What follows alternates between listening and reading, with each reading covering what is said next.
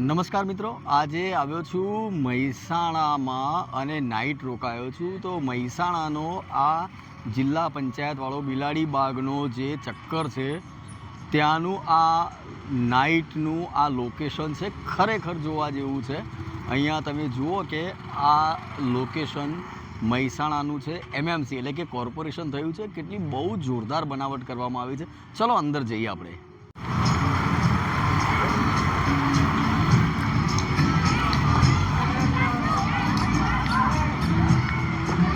સૌથી પહેલાં તો તમે જુઓ કે અહીંયા આ એક સ્પેશિયલ ચેસની રમત અહીંયા ઊભી કરવામાં આવી છે.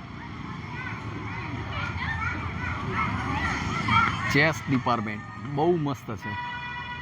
2 પાર્ટ્સ બનાવ્યા છે, એક અહીંયા પણ છે, એટલે ટૂંકમાં ઉત્તર અને દક્ષિણ બંને બાજુ છે. એક આ પ્રમાણેનું જોરદાર અહીંયા ગાર્ડન ટાઈપ બનાવ્યું છે. રાત્રે આ ઉનાળાની સિઝનમાં તમે જુઓ કે પબ્લિક કેટલી જોરદાર રીતે ટેલી રહી છે. અહીંયા આ સ્પેશિયલ આ એક ઝોન પણ બનાવ્યું છે, કદાચ સ્પેશિયલ એમએમસી દ્વારા આ ટૂલ્સ મૂકવામાં આવ્યા છે, અને એટલે કોઈ પણ વ્યક્તિ અહીંયાથી કંઈ પણ ખરીદી પણ કરી શકે. MMC Mehsana municipal corporation.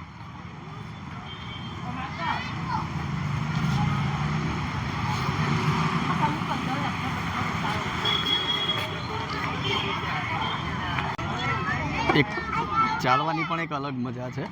અહીંયાથી આ ચેસ ડિપાર્ટમેન્ટ તો તમને બતાવે મેં અહીંયા, પરંતુ યસ સ્પીકર પણ ચાલુ છે. બહુ મસ્ત માઇલ્ડ મ્યુઝિક પણ અહીંયા વાગી રહ્યું છે. તમે અહીંયા જોઈ રહ્યા છો છોકરાઓ અહીંયા ફૂલ રેકેટ પણ રમી રહ્યા છે, અને એમ થાય છે કે બસ ઘૂમતા રહીએ, ફરતા રહીએ.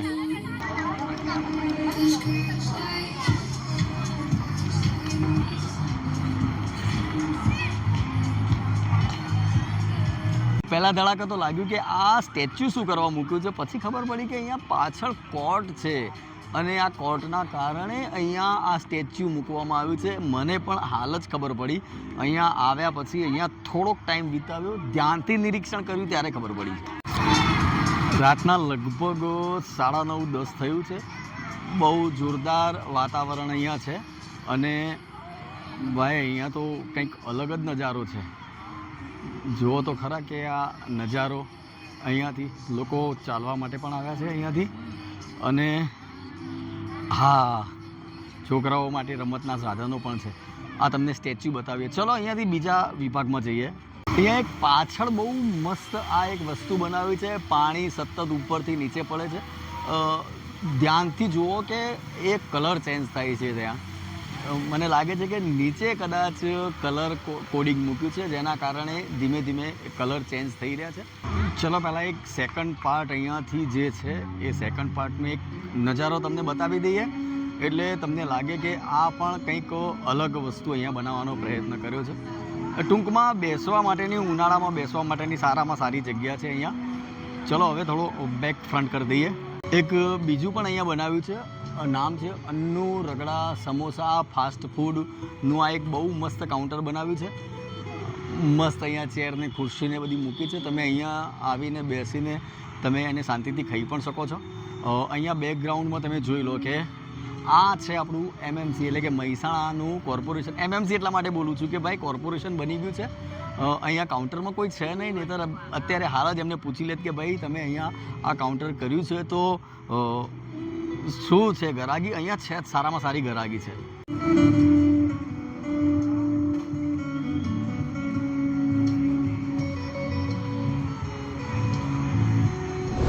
ઓકે, 2 મિત્ર બેઠા છે મારા જોડે. ક્યાંના છો તમે? મહેસાણાના જ છો. આટલું જોરદાર લોકેશન તો ભાઈ અમારા વડનગરમાં નથી. તમારે અહીંયા એમએમસી બન્યું એટલે કે તમને લાગે છે કે એમાં કોર્પોરેશન બન્યા પછી કંઈ ફાયદો છે?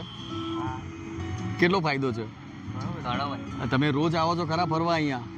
ઉનાળાની સિઝનમાં લાગે છે કે અહીંયા જોરદાર પબ્લિક આવે છે?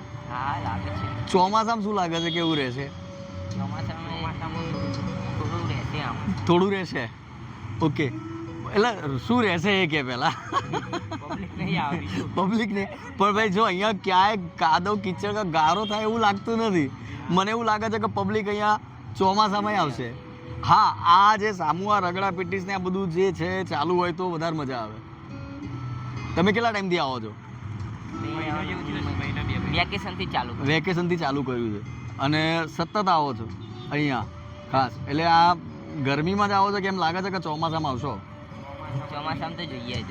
જોઈએ છે. સ્કૂલો ચાલુ એટલે પછી ના મેળ થાય.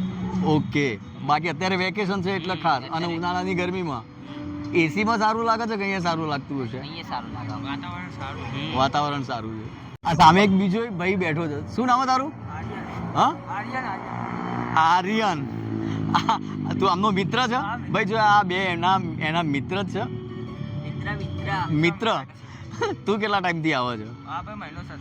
સતત 1 મહિનાથી આવે છે. એટલે અહીંયા મજા આવતી હશે ત્યારે. આ પબ્લિક છે, પબ્લિક ના હોય તોય મજા આવે એવું લાગે છે? તો ના મજા આવે. એકલા ના મજા આવે. ક્યાંના છો તમે? મહેસાણાના જ છો. શું લાગે છે મહેસાણા કોર્પોરેશન બન્યા પછી મહેસાણામાં શું ઉન્નતિ લાગી તમને?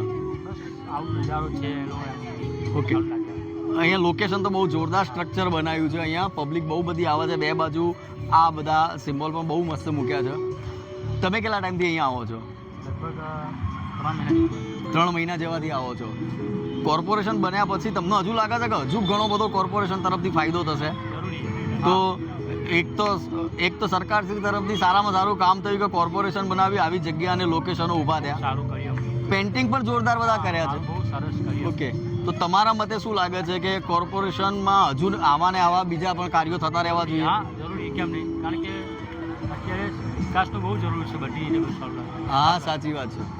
Thank you. ચલો ભાઈ, બહુ મસ્ત લોકેશન છે. તમે પણ જો અહીંયા ના આવ્યા હોય તો એક વખતે મહેસાણાની મુલાકાત. તમે તો નજીકના છો એટલે મને ખ્યાલ છે કે તમે અહીંયા આવતા જતા જશો. પરંતુ આ એક રસ્તો મને એક્સ્ટ્રા ઓર્ડિનરી લાગ્યો છે. એક સામેનો રસ્તો પણ છે. ચલો આપણે સામેના રસ્તા ઉપર જઈએ. ત્યાંનો અલગ માહોલ છે. ક્યાંના છો બ્રધર? બસ અહીંયાના જ છીએ. અહીંયાના જ છો?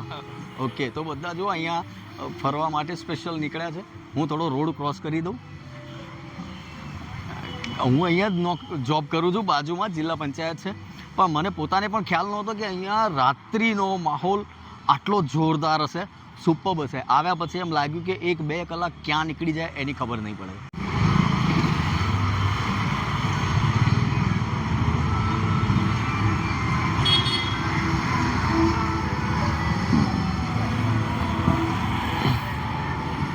ચલો, આ તો Mehsana corporation, Mehsana municipal corporation MMC દ્વારા બહુ મસ્ત ધીમે ધીમે સ્ટ્રક્ચર ઊભું કરવામાં આવી રહ્યું છે. એવું નથી કે વડનગરમાં પણ એરિયા નથી. વડનગરમાં પણ એટલા જોરદાર એરિયા બધા છે કે જ્યાં તમે ઉનાળામાં આવી રીતે બહાર શાંતિથી નીકળી શકો, ફરી શકો. તો એવી અપેક્ષા રાખીએ કે આવું ક્યાંક લોકેશન આપણા વડનગરમાં પણ બને. Thank you. વિડીયો જોવા માટે વધુમાં વધુ શેર કરો અને ચેનલને સબસ્ક્રાઈબ કરવાનું ભૂલતા નહીં.